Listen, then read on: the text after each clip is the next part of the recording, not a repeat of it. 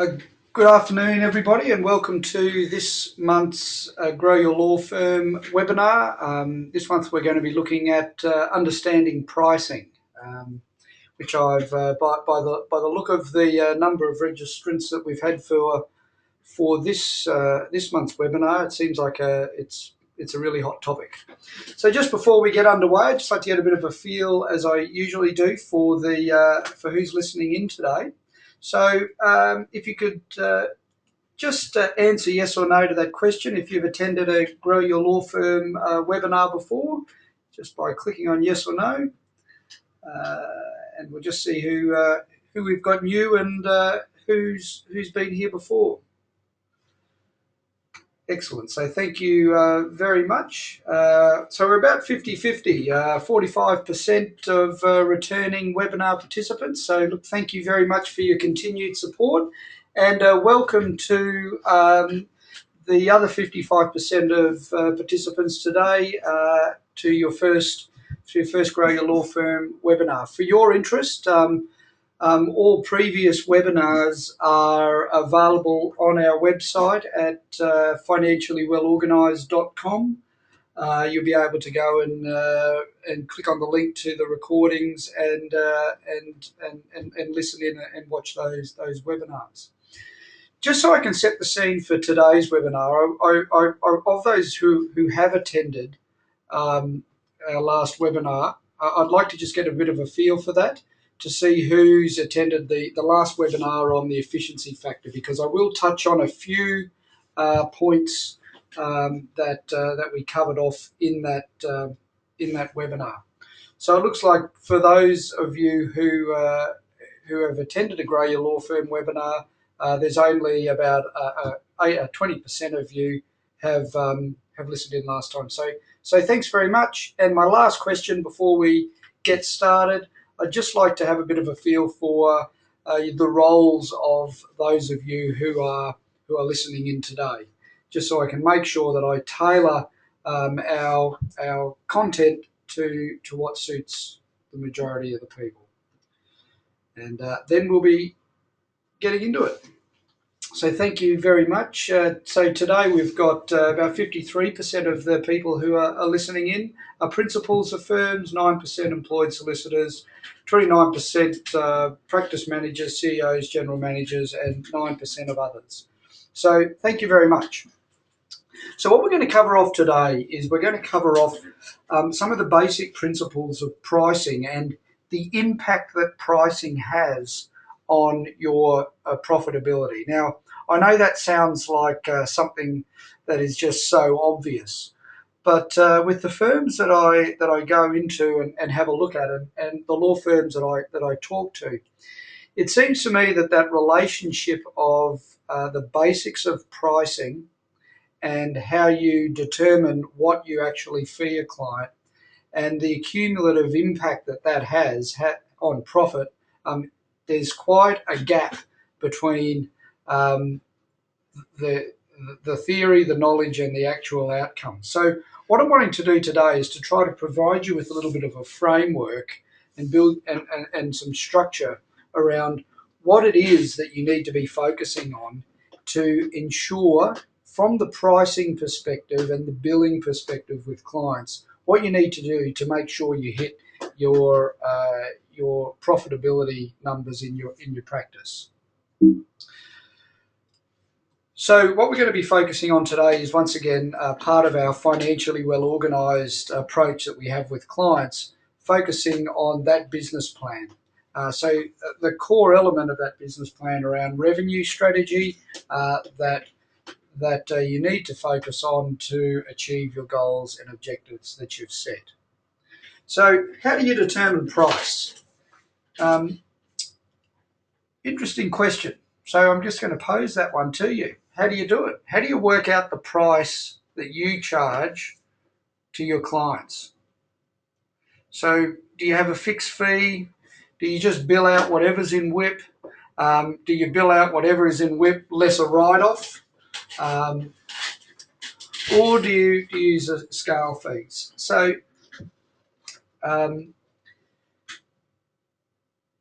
So just take another few seconds there to register your vote. And we'll just close that one off. So about 29% of the firms listening in are fixed fee clients, practices. 35% bill out whatever's in WIP, and 29% bill out whatever is in WIP less a write-off. It's very rare that I see a firm that doesn't have some sort of a write-off from their WIP. So it's good to see that we've got over a third of listeners in the webinar today that are just billing out whatever's in WIP. But I reckon if you have a closer look at your numbers at the end of each month, I'm pretty sure you'll find out that there will be some WIP being written off. So thanks for that. So in most instances, firms calculate price like this. So it's the hours that are charged to WIP multiplied by the charge rate, multiplied by the recovery rate. So, if you're billing everything in WIP, your recovery rate's 100%. If you're writing off 10%, your recovery rate's 90%. If you're charging 10% more than what's in WIP, then it's 110%. All of that plus GST. So that's no news to you. And when you look at that on an individual by individual fee earner basis and an individual by individual client basis, there is massive opportunity in there for variation. And we're going to touch on that in a minute. What is it that has the main impact on achieving your profitability? So that's your normal formula. That formula there says that out of looking at all the hours that are charged on that work, we're going to apply a charge rate and then we're going to determine how much of it we're going to bill, and then we add on GST and send it out. When you look at revenue strategy for your firm, we've touched on this for those of you who haven't participated in a webinar before. Whenever we talk about revenue, look at a firm and say, well, these are the areas you need to be focusing on. First of all, there's the areas that you need to focus on to win the work. That is, what are you selling? How do you market it? And then what are your sales process for signing that client up? Once you've done that, you can then do the work and finish it and manage the relationship so those clients keep coming back. But when you look at the amount of revenue that you actually generate in your firm, and you look at how the formula for calculating that revenue, that's not on an hours-based model. It's really how many clients have you worked with, how often have you worked with them during the year, and what is the average sale or the average fee that you've raised for each of those transactions. And out of those three components, pricing comes into it when you're looking at that average fee. That'll be determined generally in your firm by the number of hours that are being charged on that work, but ultimately it's going to come back down to what is the charge rate and then the percentage of the number of hours and that charge rate that you're actually billing out to clients. And that's where we're going to work on today. We're going to look at that relationship between how you determine what your charge rates are for each hour that you charge for each of your fee earners, that you can get more certainty around driving the predictable outcome of what's going to be your profitability. So just to recap, so for those of you who attended our webinar last month, this is just a slide I've pulled from that. So to understand how your profit is created in your legal firm, first of all, we have an amount of revenue. And that revenue generally will equate to how many of those hours are charged times what rate times what recovery, and that equals your revenue. Fundamentally, it's built on how many clients you've worked for, how many matters for those clients, and then what the average fee is for each of those matters. But you have an amount of revenue. Out of that revenue, you pay your direct labour. And that direct labour is for your fee earners, which should include your paralegals, but it excludes principals for the purposes of my calculation of gross profit. The reason that I focus on looking at gross profit for firms is because that is the place where most of the leakage of profitability happens in a firm. After all, labour is our largest cost, and and that our revenue is generated directly by the work that those fee earners do, which also includes principals. But what I see in firms is I often see a big discrepancy between the amount of direct of what the direct hour labour paid is and what the amount of revenue received per labour. So we need to really focus on what that gross profit is. Then what comes out of that is your overhead, which is your premises, IT, and so on, and then that leaves you your net profit before partner salary. The most important thing that you need to focus on here is your gross profit. And there are a whole pile of variables that will impact on your gross profit. And those variables basically are these five. First of all, what's your labour cost? So your number of full-time equivalent fee earners that you have and their salaries. So the higher number the fee earners, the higher the amount of salaries, the greater amount of dollar revenue you need to generate to produce your gross profit dollar figure to then pay for your overheads and then to produce your profit.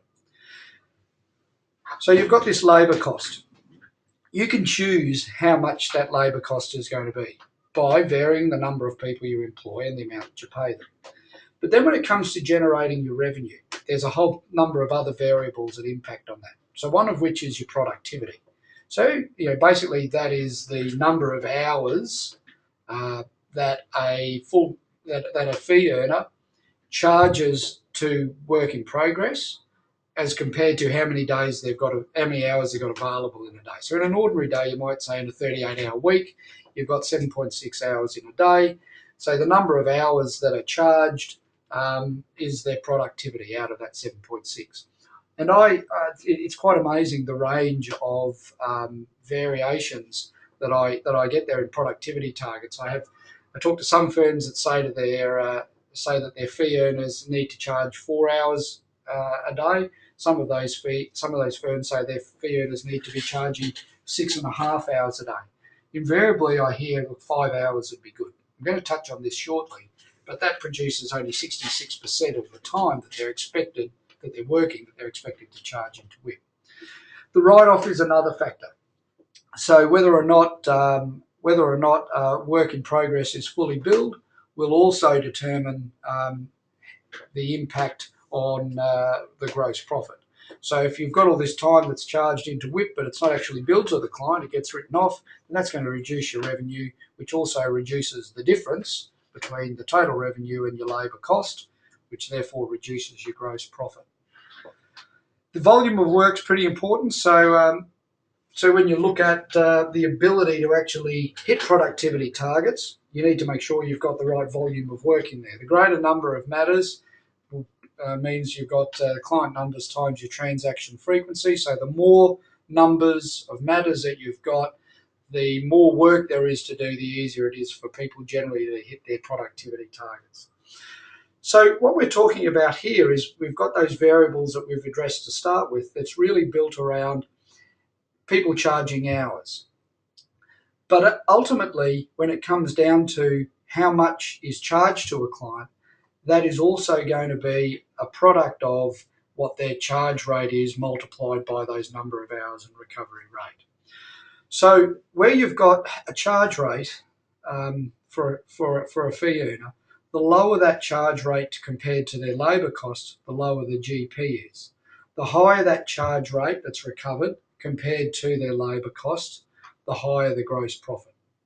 So when you think about that and you combine all of the different variables that go into how you calculate your revenue, productivity, recovery, charge rate. What I see with a lot of firms, and really from that in that 1 to 3 principal firm demographic, most charge rates are calculated in those firms without any real science behind them. Often their comment is, "Oh, we think that's what the market can bear," but really they've got no idea what the market can bear. So we're going to spend some time now just looking at charge rate, and I'm going to produce for you a formula that you're going to be able to use so that you've got a structured approach to how you can assess your charge rates, what they need to be for your clients, for your fee earners, so that you maximize the predictability and the opportunity to produce the gross profit that you need to pay your overheads and then to produce your profit. So, quick question. How do you calculate your charge rates? Sorry.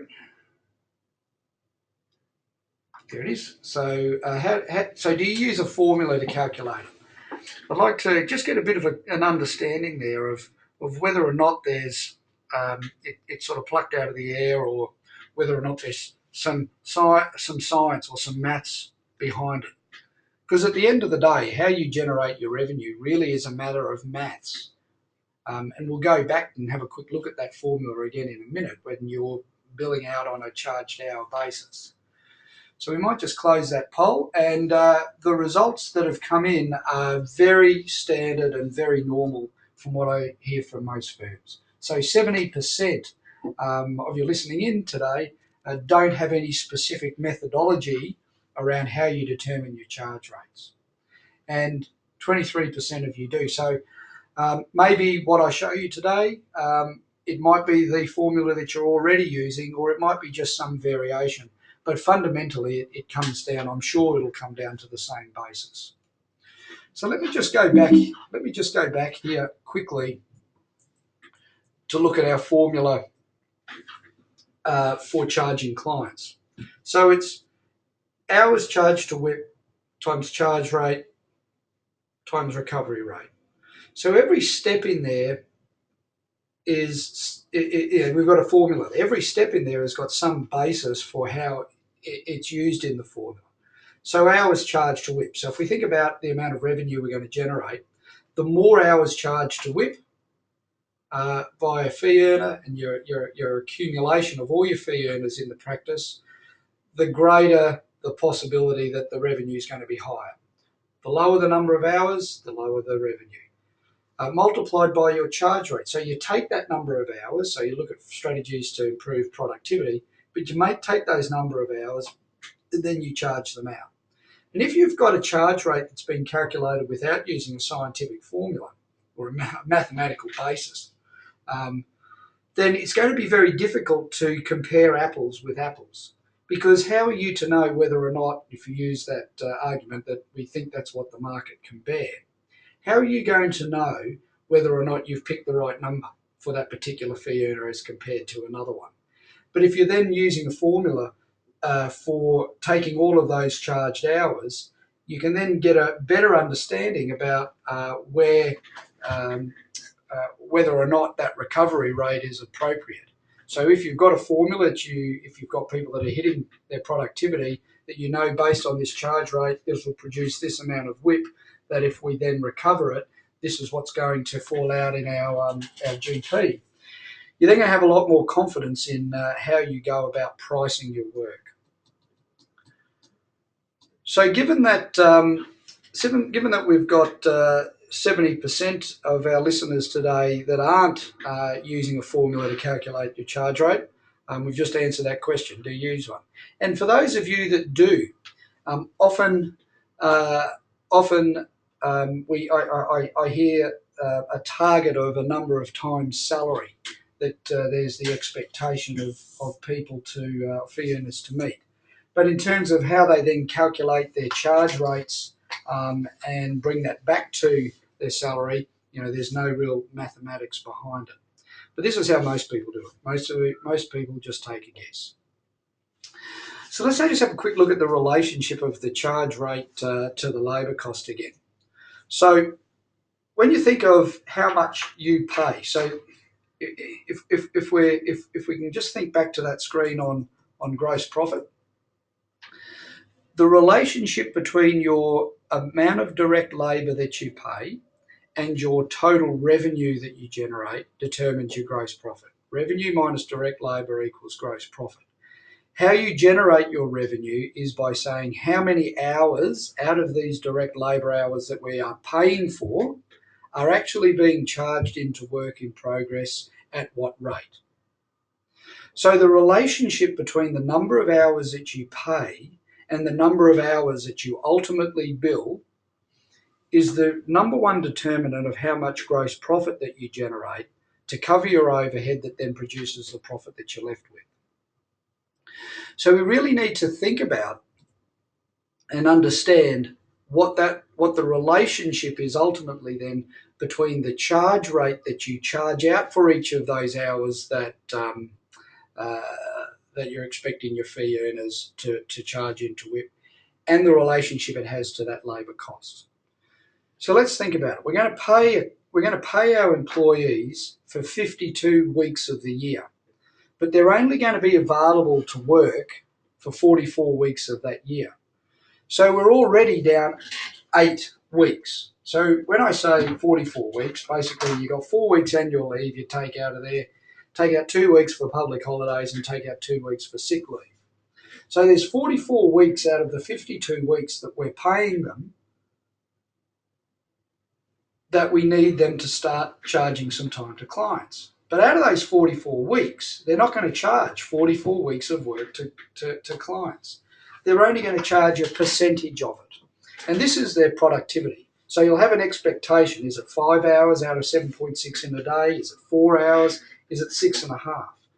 But out of those hours that they charge, it's only that ultimate percentage of the 52 weeks that you're getting a recovery on that direct labour cost. So your formula's got to take this into consideration. So when you think about what is the formula that we need to charge out on our fee earners' hours, you've got to take into consideration how many hours you're physically paying them for. And you're not paying them just for the time that they're there, and you're not just paying for them the time that they're charging the clients. You're paying them for 52 weeks of the year. So what we're going to run through now is going to run through a very simple formula that will show you how this relationship works, and that you can then use to set and assess your charge rates for your team. And remember, it's a matter of mathematics. So ultimately, if we start with our profit, I'll just go back here again. If we start with our profit that we want to generate, and if we add on the amount of overhead that we've got to then pay, and then we add on the amount of direct labour that we are going to pay on top of that, what that then tells us is the amount of revenue that we need to generate.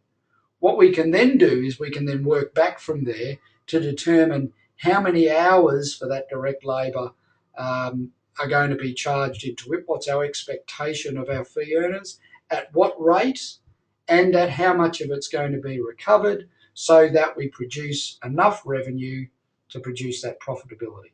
So just to step back over that, start with your net profit that you want to generate, add on your overhead, then add on your direct labour. So your overhead will include your indirect labour, your secretary, your receptionists, your practice managers, anybody that isn't a direct labour generator.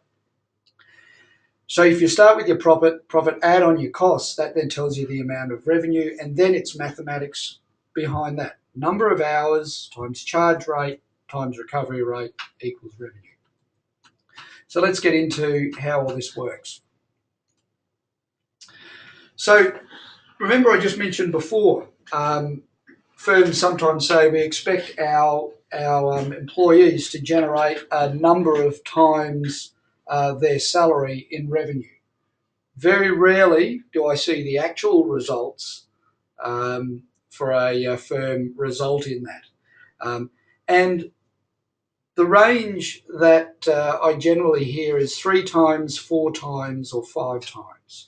You know, there's a rule of thumb out there that people say that you should you allocate out of your revenue, you allocate a third of it to labour, a third of it to overhead, and a third of it to profit. Absolute rubbish. That's just a lazy way of looking at it. What you should be looking at and say, well, what is the work that we actually do? For my labour cost, what gross profit do I want to generate so that I can cover my overhead and hit the profit target I want to achieve? And some firms achieve 45% and 50% net profit. And it's just because they've got their formulas and their controls and systems in place around that. So we're just going to have a look at 3, 4, and 5 times. So if you're, and I'm just going to do this using the example of a single full-time equivalent fee earner, so that you can get the idea of how a charge rate would get calculated for that person. So if we said you were paying a solicitor $80,000, and when I say salary, I mean salary package. That's everything. That's their salary plus their super plus their fringe benefits that you might provide for them. So if you're paying somebody $80,000 and your expectation for them is to hit a revenue target of 3 times, you need them to generate $240,000 worth of revenue.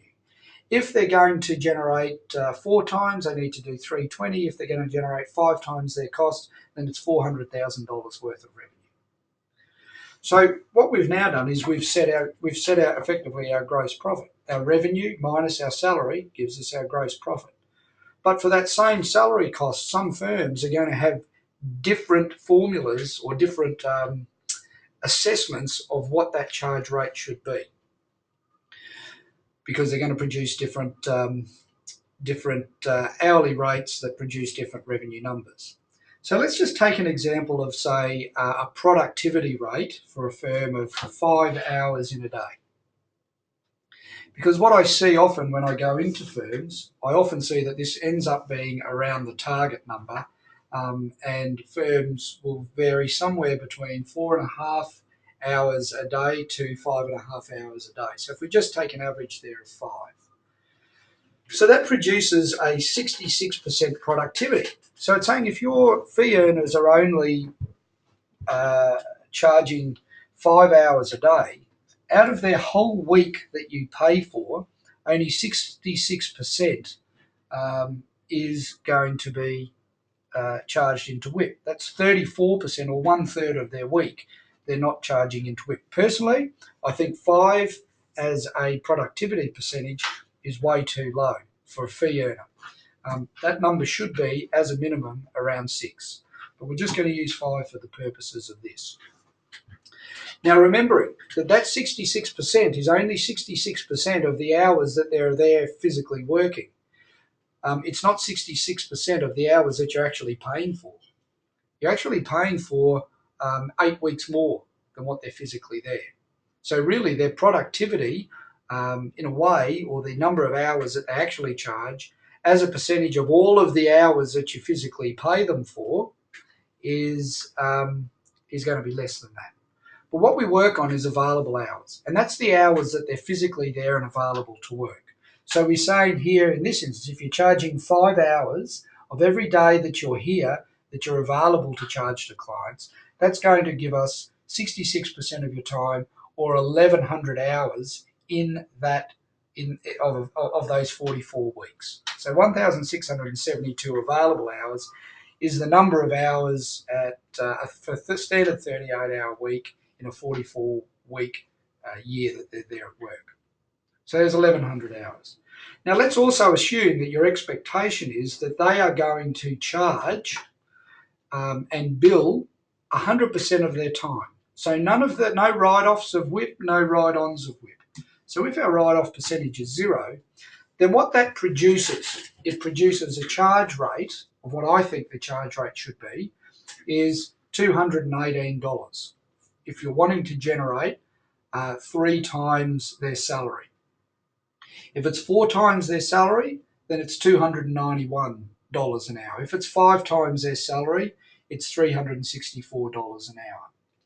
So what that produces for you, and then I'll run through this formula in a moment, but what this produces for you is some maths behind what that charge rate needs to be per hour that they are there available to work, based on the productivity that you're expecting them to charge to be able to hit that revenue target.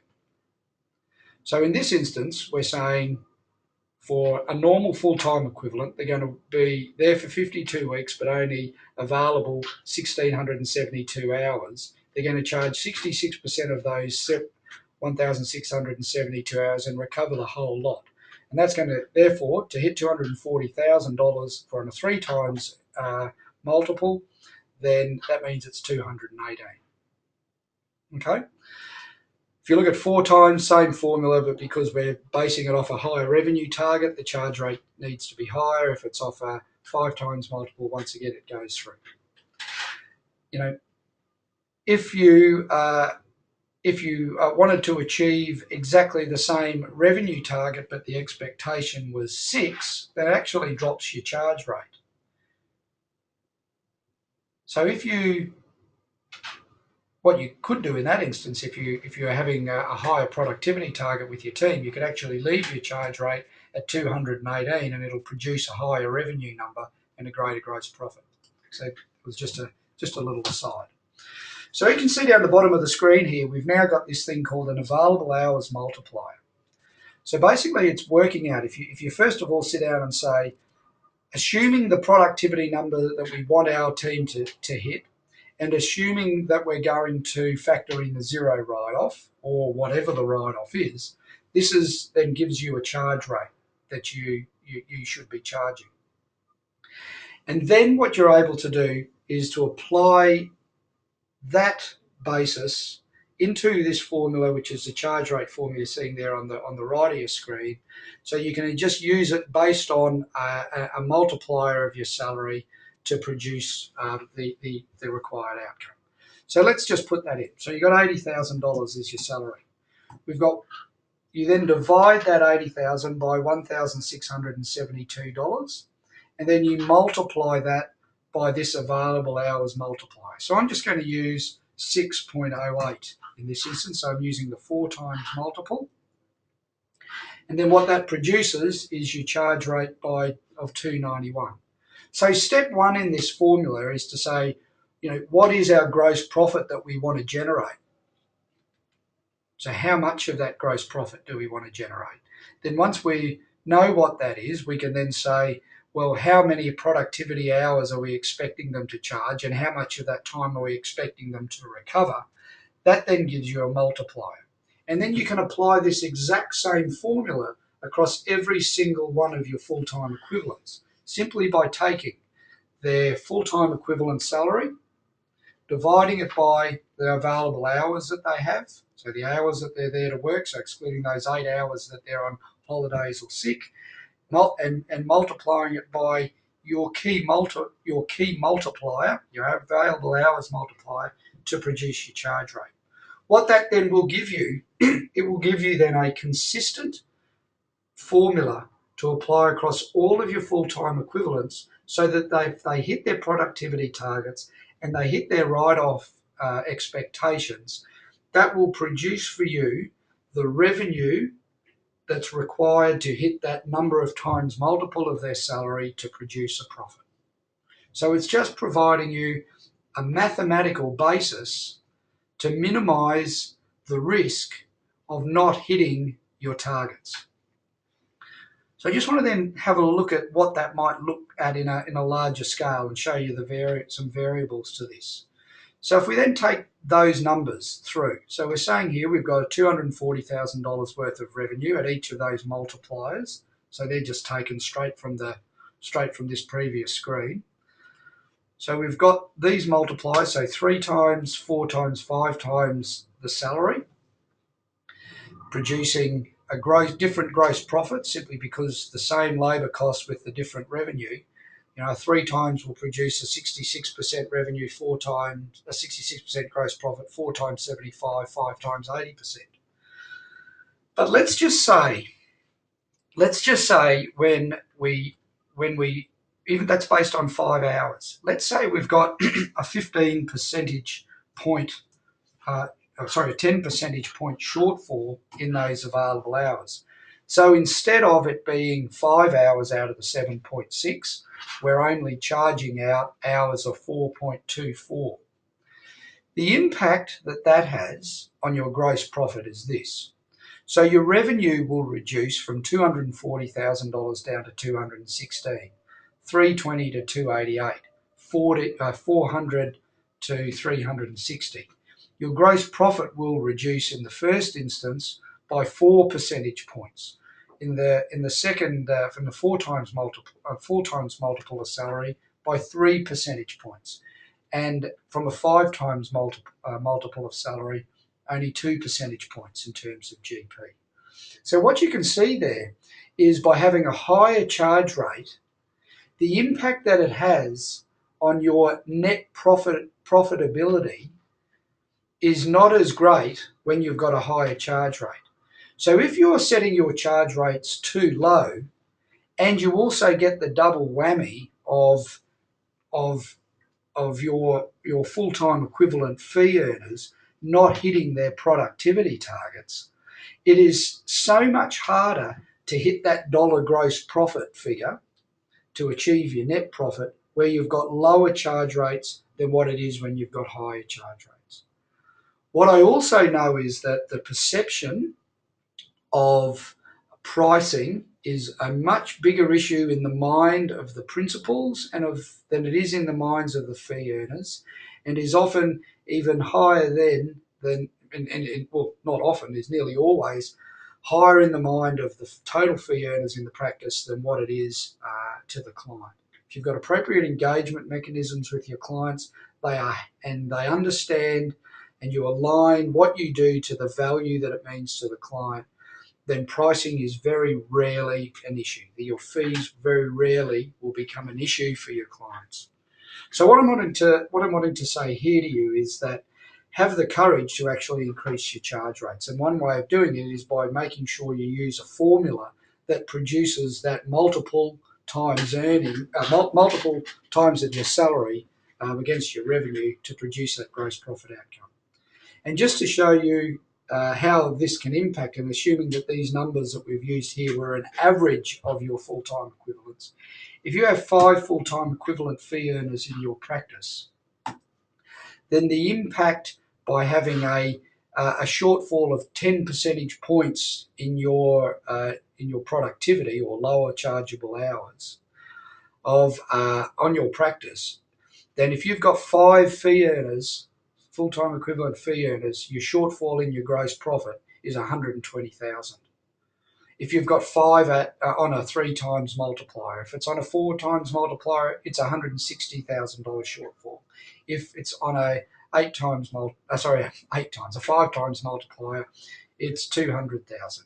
But because in a 5 times multiplier, your revenue is so much higher, your total gross profit is going to be so much higher. So I hope that sort of makes sense for everybody.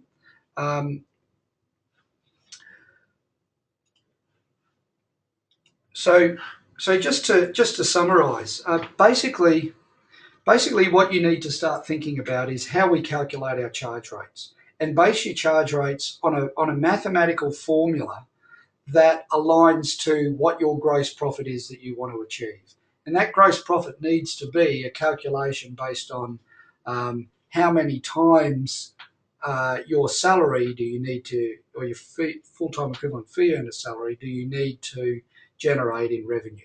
Once you know that, apply a standard formula across all of your full-time, all of your fee earners, so that what you can then do is you can then get clear measurement and alignment around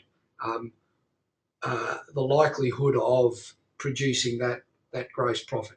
Your write-off numbers or write-on numbers will make more sense to you because they're off a standard base, being the denominator of standard charge rate. Your productivity, your impact of productivity, either achievement or shortfall or overachievement from your standards, will make a lot more sense simply because it's going to be based on a common denominator. So take some time out, apply that formula, see how your numbers come up. Start with looking at what profit do you want to achieve, what are our overheads, add on to that your your direct labour cost, and that'll tell you what your revenue is. Then work backwards around determining productivity charges productivity levels that need to be hit for your team. Apply a standard formula for charge rates, and you're maximising then the opportunity of producing those numbers. So what I'm offering today, as I always do with all of my participants, is for the first 15 to email me today at matt@fwo.net.au. What we'll do is I'll send you out a very simple little information document, a one-page questionnaire with about 3 or 4 numbers that you're going to need to put on it. Email that back to me, and then we'll lock in a free 45-minute online meeting where I'll take you through your numbers and your formula, specific to your firm in those calculators that we went through today. And we can then have a bit more of a discussion around what your gross profit strategy should be in your firm. So please take me up on that offer. It's absolutely free from conditions. Just please send me an email and take me up on it.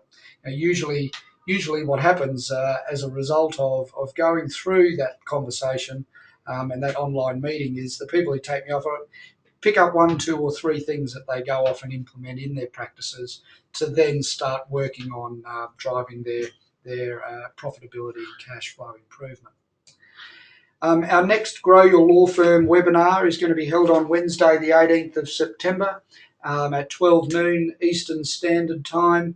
And it's going to be on valuing your practice. We're going to be talking. I'm going to be talking about what those key things are that are drivers of the value of your practice, and every practice does have a value, so that you can then have some mechanisms and actions that you can start thinking about implementing in your business to drive that value upwards. So just to register for that webinar, just register at financiallywellorganised.com.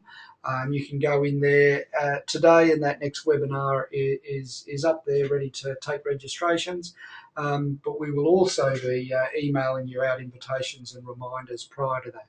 For those listeners who are members of the FWO legal membership, you will get an advance invitation to ensure that you've got priority in registering for that webinar. So for those of you who are new to the webinar series and what we do here at FWO Chartered Accountants, we specialise in legal firms and working with them as their accountants, both from your compliance perspective but also from your strategic perspective. And we provide all of our clients with fixed price annual accounting services, so those are spread out evenly over 12 months. Also, if you haven't done so, please click onto our website at financiallywellorganised.com. Register for our FWO legal firm membership. It's a free registration, and it gives you a number of benefits. And also, I notice on our list of participants today, we've got a number of FWO Growth Club members in there. So welcome, guys, and thank you again for your continuing support. FWO Growth Club is a unique offering to 1 to 3 principal member firms, where we work with those firms over a 12-month period, up to 10 like-minded, non-competing firms get together for 5 quarterly strategic days a year, where we work on helping you develop and implement your strategies to achieve improvements in profit and cash flow and leverage off the experiences of your peers. So if you're interested, our next FWO Growth Club will be commencing in November of this year. So to register your interest, matt@fwo.net.au. So please go and register for the next webinar. Thank you again for your participation today. If you're interested in taking me up on my offer to review your pricing, charge rate and gross profit strategy, just drop me an email. Thanks again, and see you next month.